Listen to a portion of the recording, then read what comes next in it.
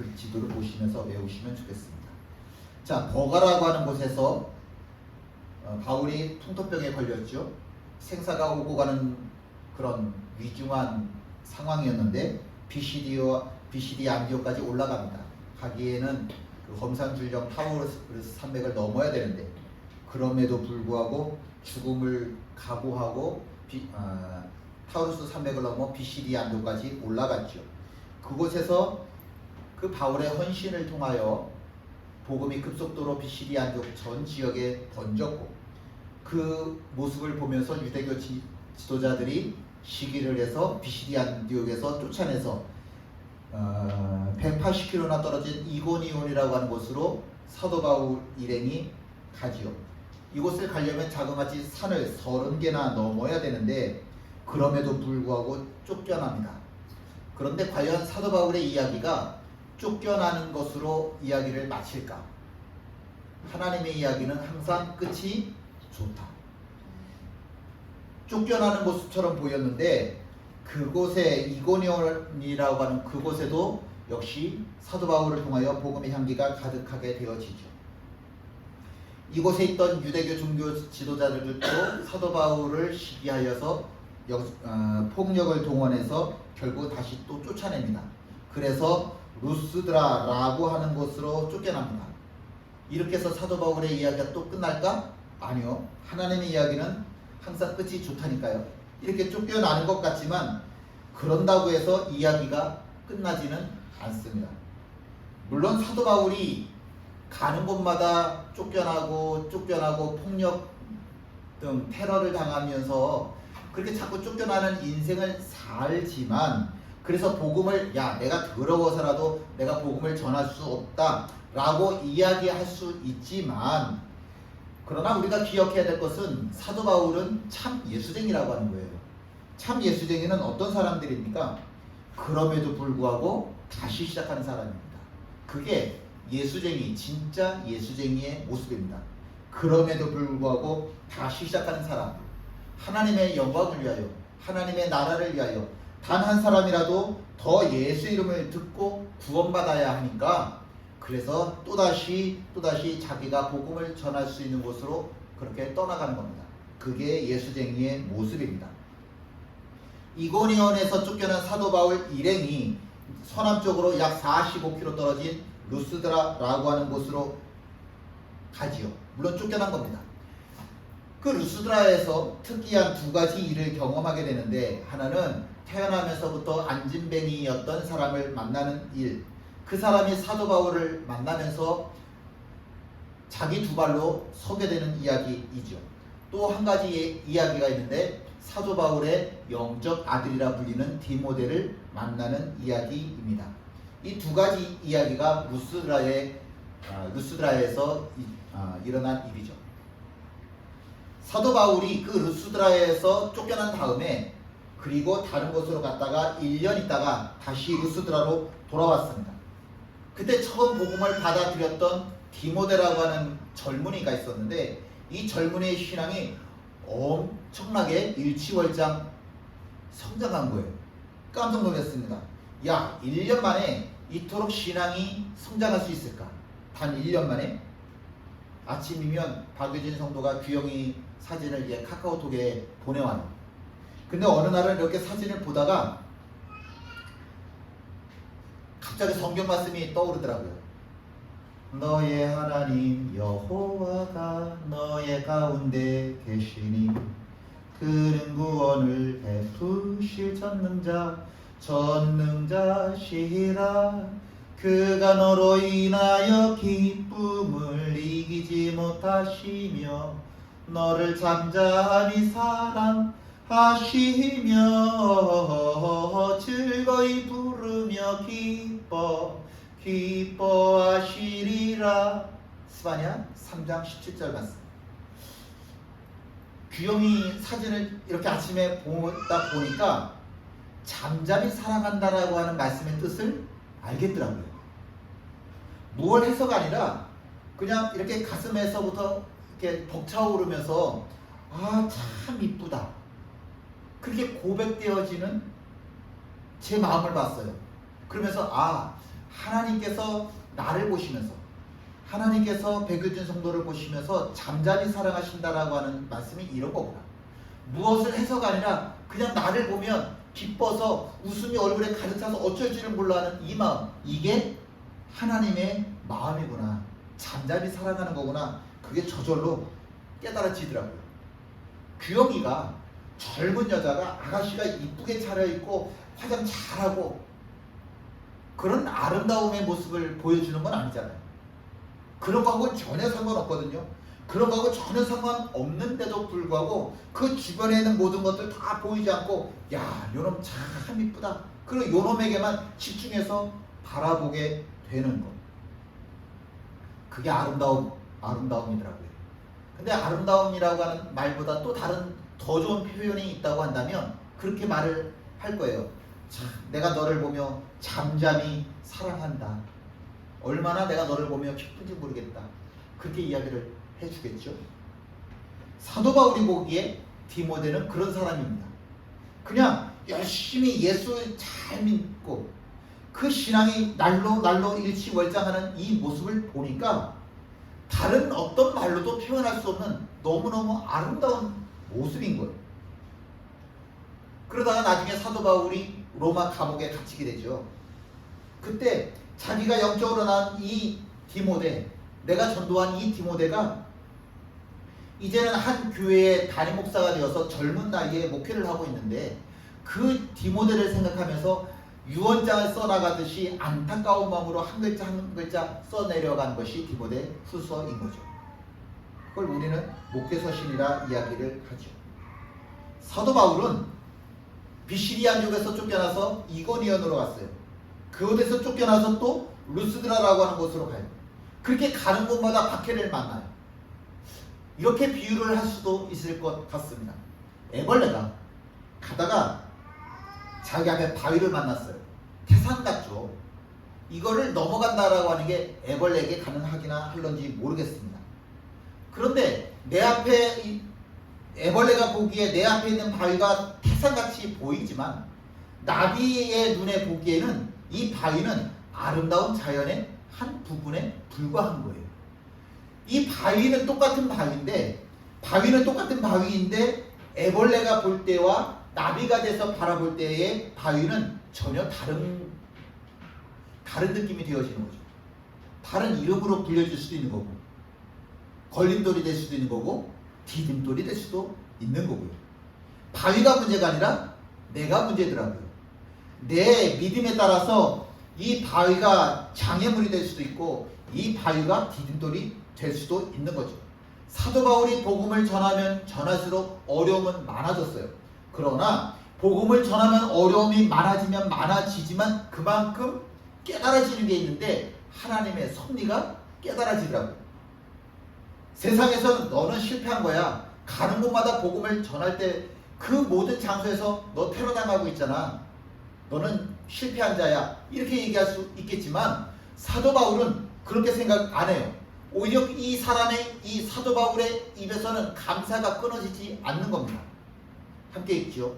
생각하건대 현재 고난은 장차 우리에게 나타날 영광과 비교할 수 없도다. 여기서 생각하건대 라고 하는 말은요,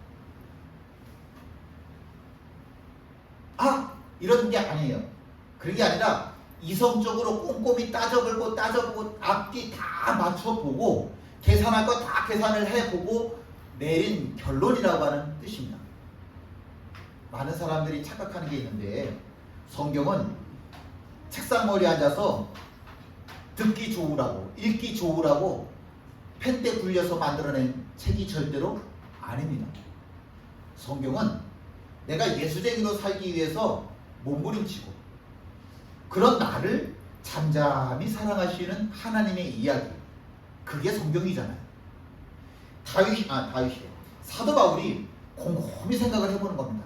앞뒤 다 재가면서 생각을 해보고 또 생각을 해봤는데 세상 사람들이 알지 못하는 그 하나님이 주시는 기쁨이라고 하는 게 나에게 있는 거예요.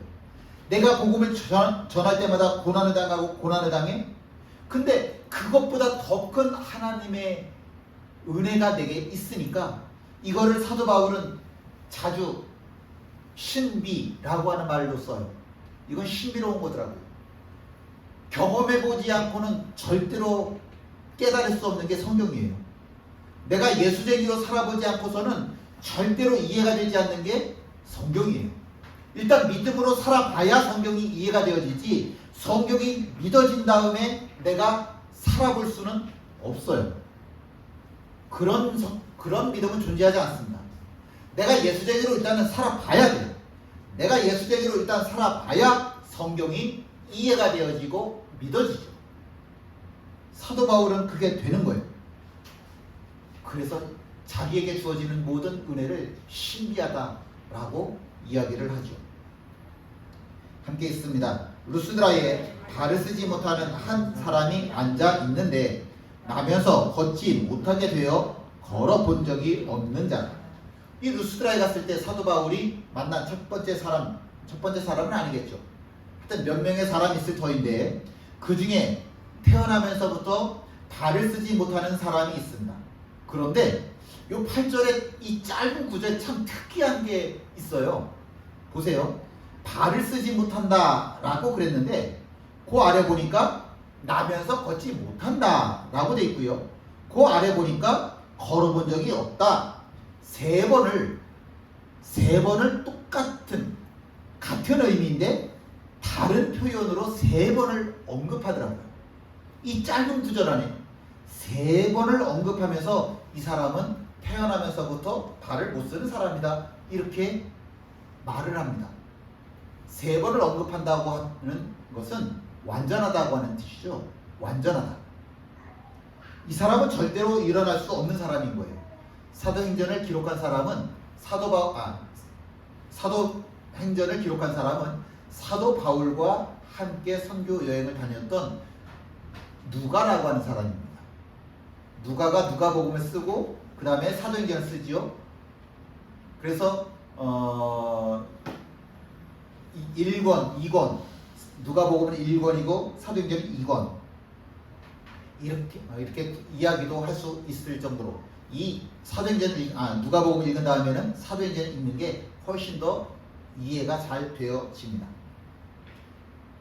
그 누가의 직업이 뭐냐면 의사란 말이에요. 의사가 세 번이나 반복을 하면서 8절에다가 이 사람은 태어나면서부터 안진뱅이였다라고 기록을 하고 있는 겁니다. 의학적으로도 이건 아주 분명한 사실이라고 하는 거죠. 9절에 보니까 함께 있죠. 바울이 말하는 것을 듣거늘. 우리 성경에는 원문에 있는 한 단어가 생략되어 있습니다. 바로 이 사람이 누구예요? 태어나면서부터 한 번도 걸어보지 못한 바로 이 사람이 말씀을 들었다 라고 하는 거예요. 근데 태어나면서부터 안진뱅이라고 하는 말이 이게 장애인 비하라고 그래서 성경에 써있는 표현들을 조금씩 다 바꿔야 될 텐데 말이 참 어려워요. 그러면 이렇게 태어나면서부터 안진뱅이였다라고 하는 말을 선천성 하반신 마비자, 좀 길어도 이렇게 얘기를 하는 게 정확하겠죠. 선천성 하반신 마비자. 이 태어나면서부터 한 번도 본 적이 없는 이 사람의 마음은 어땠을까요? 어떤 마음으로 살았을 것 같아요? 한 번도 걸어보지 못했다. 한쪽 팔이 없는 바이올리니스트가 있습니다. 이사벨라라고 하는 소녀예요. 태어나면서부터 한 번도 이 팔이 있어 본 적이 없는 거예요. 근데 어느 날 할머니가 기타 연주를 하는 걸 봤어요. 너무 이뻐요. 나도 해보고 싶어요. 근데 다른 거는 내가 그래도 노력을 하면 됐는데 이 악기 연주만큼은 안 되는 거예요. 근데 이 이사벨라가 할 수 있는 게 그래도 내가 바이올린은 한번 도전을 해보고 싶다라고 하는 욕심을 갖고 있는 걸 알고 바이올린을 만드는 사람이 내가 그럼 만들어 줄게.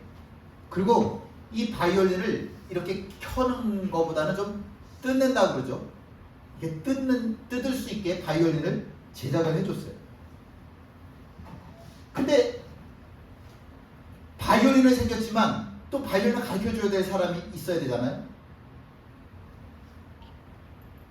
바이올리니스트 한 분이 내가 그럼 바이올린을 가르쳐 줄게.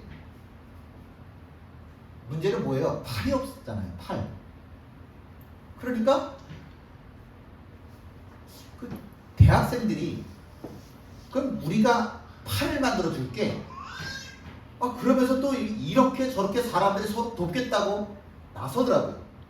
그래서 이렇게 인공팔을 가지고 바이올린을 연주하게 되는 겁니다.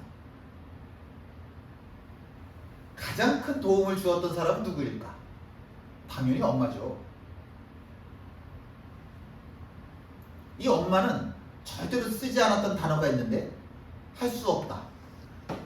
이 말은 절대로 써본 적이 없대요. 넌 못해. 그 대신에 뭐라고 말을 했냐면 아직 할 수 없는 거야. 넌 못해가 아니라 아직 할 수 없는 거야 라고 이야기를 해주었습니다. 이사벨라가 한쪽 팔이 없다라고 하는 것은 큰 장애인의 틀림이 없습니다. 근데 이사벨라에게는 다른 사람들이 갖지 못한 아주 중요한 아주 큰 축복이 하나 있었어요. 만남의 축복이라고 하는 겁니다. 버팀목이 되어줬던 엄마. 그래서 이 부모의 존재는 우주라고도 이야기를 하죠. 우주. 세상 모든 곳에 하나님께서 다 모든 사람하고 있을 수가 없어서 하나님께서 나하고 같이 있기 위해서 엄마라고 하는 존재를 만드셨다고 하잖아요. 엄마라고 하는 존재가 그런 거죠. 하나님이잖아요, 엄마가. 이사벨라에게는 그런 거죠. 그뿐만이 아니라 자기의 시간, 자기의 재능, 내가 알고 있던 사람들도 아닌데 이사벨라라고 하는 사람을 돕겠다고 나섰던 수도 없이 많은 사람들과의 만남, 그 만남이 있었기 때문에 이사벨라가 바이올린을 연주까지 할 수 있게 되더라고요. 바울이 쫓겨갔던 그 루스드라에는요, 로마에 퇴역한 군인들이 많이 모여있는 곳이었습니다. 거기에는 유대인이 별로 없었어요. 그러면 사도 바울이 당연히 어느 도시에 가면 제일 먼저 찾아가는 곳이 회당이에요. 회당은 유대인들이 모여서 예배드리고 유대인들이 모여서 성경을 배우는 그런 자리거든요. 근데 회당이 없었어요. 그러면 사도 바울이 어떻게 해야 돼요? 길거리에서 아무 데서나, 회당이라고 하는 것 없으니까 아무 데서나 장소만, 기회만 주어지면 복음을 전하는 겁니다. 이게 또 누군가에게는 축복이 되네. 왜냐하면 만약에 회당이 있었다고 한다면 선천성 하반신 이 마비자는 회당에 들어갈 수가 없었을 거고, 그러면 복음을 들을 수 있는 기회가 없었을 거예요. 근데 회당이 없으니까 사도 바울이 길거리에서 복음을 전했고, 길거리에서 복음을 전하는데 하필이면 내가 있는 자리 그 앞에서 복음을 전하니까 내가 복음을 들을 수가 있는 거예요. 하나님을 만나고, 근데 하나님만 어떻게 만나요? 사람이 있어야지. 그래서 사도 바울을 만났잖아요. 그래서 선천성 하반신 마비자가 고침을 받을 수 있게 되어진 거죠. 아람의 나아만 장군이 한센병에 걸렸습니다. 지금도 두치병이죠. 한 나라의 군대 장관이니까 부, 권력, 명예 모든 걸 한 손에 다 쥐고 있는 사람이죠. 이 사람 몸이 다 썩어 들어가요. 약조차 없어요. 점점 절망할 수밖에 없죠. 가진 게 많은 사람이니까 절망하는 것도 훨씬 더 많았겠죠. 컸겠죠. 그 나아만이 우연히 자기 집에 있던 어린 계집종이 하는 이야기를 듣습니다. 뭐라고 이야기를 하냐면, 우리나라에 이스라엘에 가면 우리 주인 나아만 장군의 병을 고칠 수 있는데 그 이야기가 왜 그렇게 크게 들리지? 계집종이 자기를 죽이려고 거짓말할 수도 있는 건데 근데 왜 이토록 이 말이 내 귀에 크게 들려지지? 나아만은 즉시 뭐라 그래야 되나요? 그 사람들을 꾸려가지고 즉시 이스라엘로 출발을 하죠. 그런데 막상 엘리사를 찾아갔는데 나아만이 당황을 하는 거죠. 왜 당황을 해요? 한 나라의 국방장관인데 나는 우리나라는 강대국이고 이스라엘은 약소국인데 근데 내가 시골 구석구석까지 찾아왔는데 이 엘리사가 자기 얼굴 쳐다보지도 않고 문 밖에 나와보지도 않고 종을 시켜서 뭐라 그러냐면 요단강에 가서 7번 목욕해라 그런단 말이에요. 자존심이 상해가지고 도저히 견딜 수가 없더라고요. 그래서 야 내가 차라리 우리나라로 돌아가 버리겠다. 난 여기 못 있겠다. 우리나라에 가면 요단강보다 훨씬 더 깨끗한 다메섹강이 있는데 내가 목욕을 해서 병이 고침받는다고 한다면 우리나라에 가서 내가 목욕을 하지. 내가 여기서 이런 개나받을 대접받으면서 투대접 받으면서 목욕할 이유가 뭐가 있겠냐. 막 화를 내면서 돌아가려고 하는 거예요. 근데 참 신기하죠. 이 나아만 장군에는 아주 신실한 부하가 있었어요. 그 부하가 나아만의 분노를 일순간에 딱 잠재우는데 나아만을 뭐라고 부르냐면 내 아버지요 이렇게 불러주는 거예요. 내 아버지요? 그러면서 나아만의 분을 확 내리면서 이렇게 이야기를 하는 거죠. 자, 함께 읽지요. 내 아버지여 선지자가 당신에게 큰 일을 행하라 말하였더면 행하지 아니하였으리까. 하물며 당신에게 이르기를 씻어 깨끗하게 하라 한 일이니까. 아무리 큰 일을 하라고 해도 당신은 했을 거 아니냐. 근데 정말 별 볼 일 없는 정말 보잘것없는 요단강에 가서 7번 목욕해라. 이 별것도 아닌 이것을 안 하냐? 자존심이 중요한 게 아니라 말씀이 중요한 거 아니냐. 근데 왜 이렇게 이 부하의 얘기가 내 귀에 크게 들리죠? 무시해도 되는 이야기인데 얼마든지 무시해도 되잖아요. 나 지금 화가 났는데 이따구로 얘기를 해? 내가 너를 그냥 칼로 죽여버릴 거야. 이래도 되는 상황인데 이상하게 이 부하가 이야기하는 내 아버지요. 아니 별것도 아닌데 이 별것도 아닌 거 이거 순종 못합니까? 이러고 이야기하는데 그러고 싶더라고요. 루스드라의 선천성 하반신 마비자가 사도 바울을 만났어요. 별것 아닌 대수롭지 않았을 그런 만남이었을 수도 있을 겁니다. 스쳐 지나가는 만남이었을 수 있겠죠. 사도 바울이 열심히 복음을 전해요. 근데 이 루스드라 이 하반신 마비자는 자기 혼자의 힘으로는 이 자리를 피할 수가 없어요. 시끄러워. 처음엔 그랬겠죠. 나 국어를 해야 되는데 방해되는 사람이 있으니까 나타났으니까 아주 싫었겠죠. 근데 이야기를 듣다 보니까요 이상해요. 듣거늘 이라고 하는 말은 제가 문법 얘기를 가끔 하죠. 근데 문법이 항상 똑같은 얘기만 제가 문법이라고 그래요. 미완료형이라고 하는 거. 과거에 시작했는데 지금까지 계속되는 거를 미완료형이라고 이야기를 하거든요.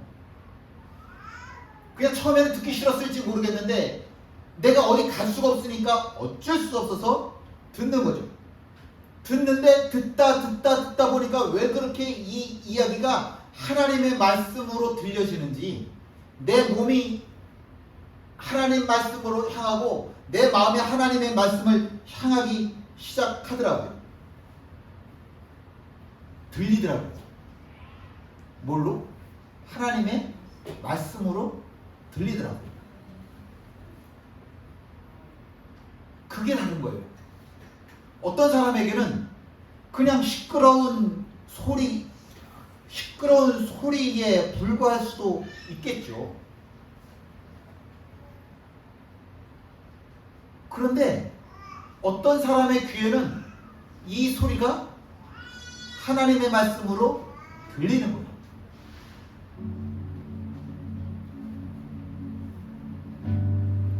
하나님께서 사도 바울을 산 30개나 넘어가게 하셔서 루스드라로 가게 하셨어요. 거기에 만나야만 하는 사람이 있기 때문에 그렇습니다.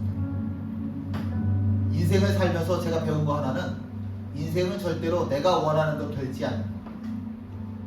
인생은 절대로 내가 계획한 대로 되지 않는다. 이건 인생의 진리더라고요. 내가 원하는 그곳이 아닌 곳으로 하나님이 나를 이끌어다가 너 여기에 좀 있어. 그럴 때가 정말 많더라고요. 미문에 있던 안진뱅이가 선천성 하반신 마비자죠. 그 사람도 베드로와 바울을 뚫어져라 보더라고요. 베드로와 요한을. 지금 루스드라의 이 선천성 하반신 마비자도 사도 바울을 뚫어지게 쳐다보는 겁니다. 전하는 그 이야기 속에서 하나님의 목소리가 들려지는 거예요. 전하는 그 사도 바울의 얼굴에서 하나님의 얼굴이 보여지는 겁니다. 하나님이 자기를 보고 있고 나도 하나님을 보고 있는 거예요. 만남은 반드시 반응이 있어야 돼요. 반응. 함께 있습니다. 큰 소리로 이르되 네 발로 바로 일어서라 하니 그 사람이 일어나 걷는지라. 이상하죠? 이 사람은 한 번도 일어나 본 적이 없는 사람이에요. 근데 사도 바울이 지금 뭐라고 이야기를 하는지 너무 웃기잖아요. 나 한 번도 못 일어났다니까? 근데 사도 바울이 뭐라고 이야기를 해요? 네 발로 바로 즉시 일어나. 이게 도대체 말이 되냐고. 하나님께서 원하시는 게 뭐예요? 선천성 이 하반신 마비자가 일어나기를 하나님께서 원하신다고요. 누가 도와줘서? 아니요. 그러면 내 두 발로 하나님께서는 일어나기를 원하신다고. 하나님께서는 그 사람에게 그만한 믿음이 있음을 보셨거든요. 그래서 하나님께서는 너 일어날 수 있어. 너 일어나봐. 우리는 결과는 알고 있지만 그러나 이렇게 한번 물어보죠. 과연 이 선천성 하반신 마비자가 걸었을까? 우리가 대답을 하면 좋겠습니다. 내가 대답을 하면 좋겠습니다. 과연 이 선천성 하반신 마비자가 걸었을까? 나는. 그럼 하나님의 말씀을 듣고 있는 나는, 하나님의 얼굴을 보고 있는 나는 내가 대답할 차례입니다. 함께 나눠 찬양하시고